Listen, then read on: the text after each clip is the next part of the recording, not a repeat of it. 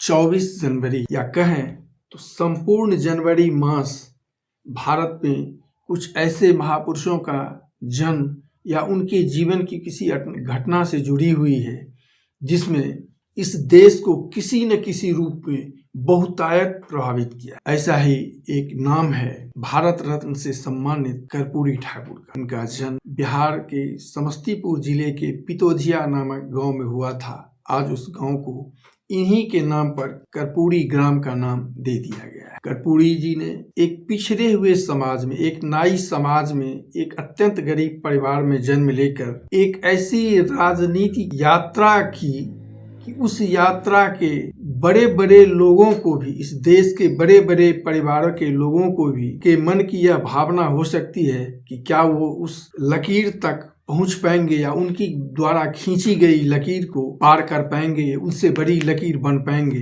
कर्पूरी वह नाम था जिसके दम पर बिहार की राजनीति 1952 से लेकर 1988 तक एक धारा राजनीति की कर्पूरी जी के साथ चलती रही। आजादी के आंदोलन से लेकर और आपातकाल के निरंकुश शासन के विरुद्ध संघर्ष में उन्होंने जो योगदान दिया था एक पिछड़े परिवार में, कि चाहे सत्ता पक्ष हो या विपक्ष, कोई भी उनके जीवन में कोई भी राजनीति की बात बिना कर्पूरी जी के पक्ष या विपक्ष के नहीं होती। वो 2 बार बिहार के मुख्यमंत्री बने, एक बार 1971 और दूसरी बार 1977 में।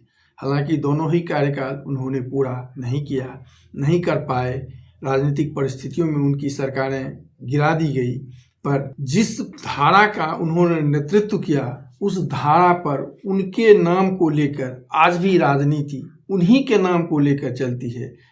खासकर बिहार की राजनीति, चाहे वो लालू प्रसाद जी हों जिन्होंने विपक्ष के नेता पद से 1987 में हटाया था और स्वयं बने थे, या फिर आज नीतीश कुमार का दल हो, चाहे आज कांग्रेस भी या भारतीय जनता पार्टी, बिना कर्पूरी जी के बिहार की राजनीति की चर्चा नहीं हो पाती। पर एक बात यह समझ से परे है कि वो जिस समाज से आए थे उस समाज को रास्ता दिखाने के लिए कहा जाता है कि उन्होंने आरक्षण की परंपरा शुरू की थी।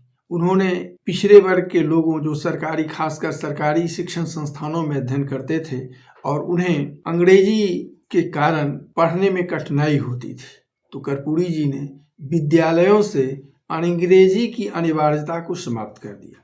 यह तो तर्क कुछ मायने में मान्य हो सकता है कि इस देश में, भारत में अंग्रेजी की अनिवार्यता क्यों हो, लेकिन क्या यह एक तथ्य नहीं है, या क्या वो यह तथ्य नहीं जानते थे कि आधुनिकता की जो बयार बह रही है उसमें बिना अंग्रेजी ज्ञान के लोगों को अशिक्षित तक माना जाता है।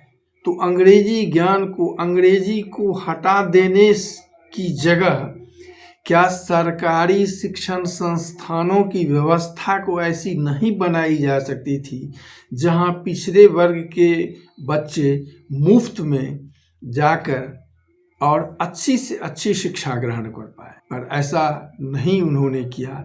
जैसी अन्य सरकारें कर रही थी इन्होंने भी वह नहीं किया और शिक्षण संस्थानों में अंग्रेजी को की मान्यता हटा दी गई। उनके समय में ही शिक्षा के क्षेत्र में परीक्षाओं में नकल की ऐसी परंपरा चली कि उनके समय तक फर्स्ट डिवीज़न वाले लोग जब आते थे और उन्हें पूछ लिया जाता था कि कब उन्होंने मैट्रिक किया, और जब उस दौर की बात आती थी तो लोग हंसकर कह देते थे कि कर्पूरी डिवीज़न से पास है। वह कर्पूरी डिवीज़न यानी सिर्फ नकल के दम पर इसकी यह डिग्री मिली हुई, और इसके पीछे शायद उनका यह तर्क था, शायद उनकी यह सोच रही होगी कि पिछड़े वर्ग के लोग जो अच्छी शिक्षा नहीं ले पाते हैं, यदि नकल की यह परंपरा चलेगी तो इस नकल की परंपरा में उनके पास भी कागज़ का एक टुकड़ा जिसे सर्टिफिकेट, प्रमाण पत्र या डिग्री कही जाएगी मिल जाएगी, और फिर आरक्षण के दम पर वह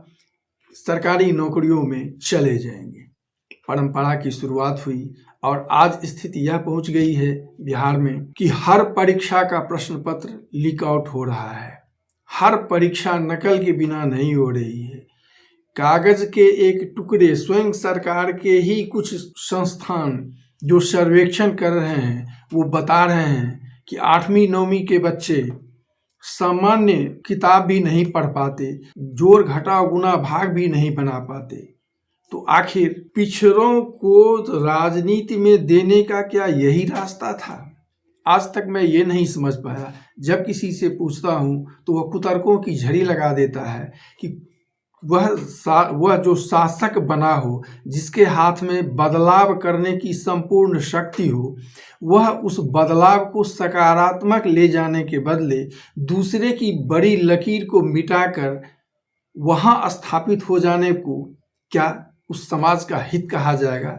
या उस समाज को आधुनिकता की ओर ले जाने में आगे बढ़ाने की जगह उसे पीछे हटाना, इसे क्यों नहीं कहा जा सकता? जहाँ और सरकारी नौकरियों में आरक्षण की बात अगर करें तो आरक्षित वर्ग को अच्छी शिक्षा देने की जगह उन्हें द्विम दर्जे की शिक्षा देकर और आरक्षण के दम पर किसी वर्ग पर बैठा दिया जाए, तो क्या उस राज्य, उस देश, उस व्यवस्था, उस तंत्र को एक अच्छे मस्तिष्क, अच्छे सोच वाले लोगों से विरत नहीं होना पड़ेगा?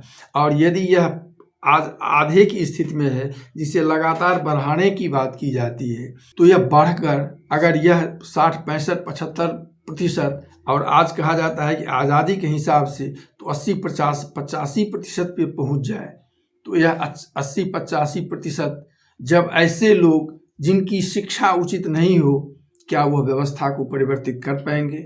और यदि उस व्यवस्था में उनकी बहुतायत रही तो व्यवस्था कब तक चल पाएगी? वह व्यवस्था कब तक चल पाएगी? कहाँ तक जाएगी? कितनी गुणवत्ता, जिसे स्वयं गुणवत्ता का पता नहीं हो, वह किस गुणवत्ता को सुधारने की बात करेगा? क्या ऐसा नहीं है? और क्या यह कर्पूरी जी जैसे ऐसे लोग जिन्होंने स्वयं अपने लिए बिना किसी गॉडफादर के यात्रा शुरू की हो, संघर्ष से उन्होंने जो वो मुकाम प्राप्त किया हो, क्या उनके जैसे लोगों के दूरदर्शी दृष्टा लोगों को और एक स्वयं लकीर खींचकर एक मानक तय करने वाले लोगों के लिए उचित कहा जा सकता है? सोचिएगा जरूर। चैनल अच्छा लगे तो इसे लाइक, सब्सक्राइब और अपनी प्रतिक्रिया देने का कष्ट करेंगे। और इस तरह की मानसिकता के दम पर हम देश को कहाँ ले जा सकते हैं, इसके बारे में सोचिएगा। धन्यवाद, नमस्कार। मिलते हैं फिर अगले अंक में एक नए विषय के साथ।